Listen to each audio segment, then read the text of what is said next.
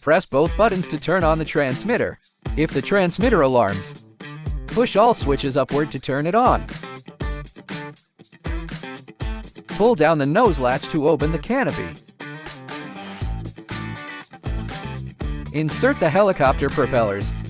Connect the battery, and wait for the helicopter to finish self-check. Check if the servos move normally. Switch the mode to the GPS.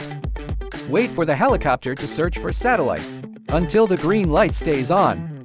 Hold the helicopter and rotate it in a full circle, ensuring the flight controller remains steadily lit green. Close the canopy and fasten the latch.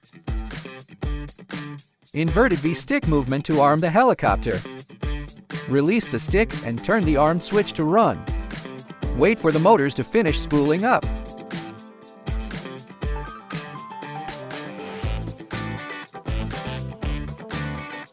Push the left stick up to take off. Push the right stick up to move the helicopter forward. Push the right stick down to move it back. Push the right stick left to move it left. Push the right stick right to move it right. Push the left stick left to make it turn left. Push the left stick right to make it turn right.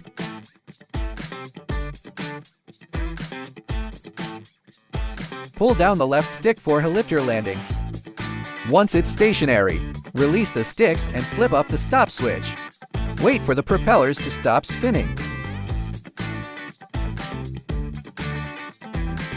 The helicopter has 3 flight sensitivities modes.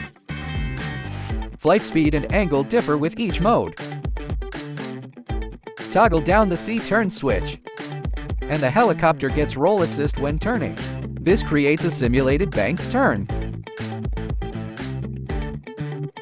Flip up the home switch. It will return to the takeoff point and land. When GPS signal is weak, the helicopter will drift slowly. Push the sticks in the opposite direction to stabilize it. If the helicopter suddenly ascends uncontrollably, it is initiating low battery auto return. Flip the mode switch to home, then flip it back to GPS to cancel.